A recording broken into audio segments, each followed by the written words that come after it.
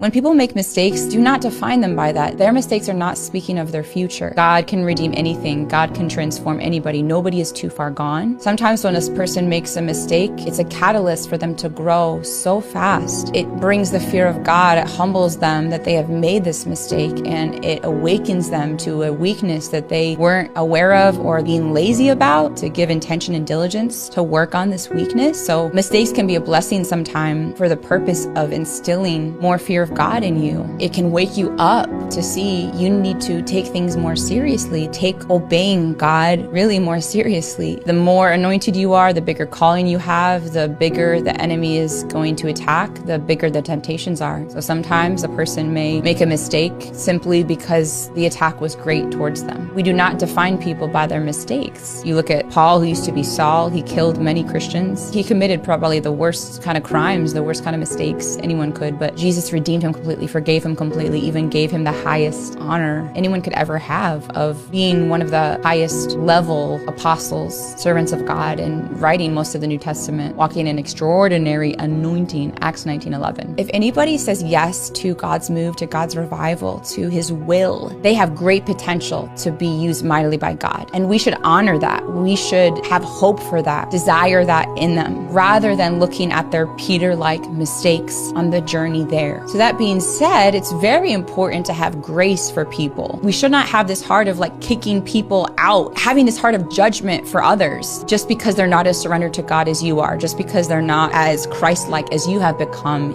yet. Because it is a process. We have to have this understanding that things take time and it's different for everybody. You could be like judging Saul, who became Paul. You could be thinking like he really should be killed because he's taken so many lives and he's still on a hunt to take more lives, so his life should really be ended. You could think that, but look at the amount of grace that Jesus had for Paul. This is the grace we must have for every person. We must see people with this lens of grace and see people with hope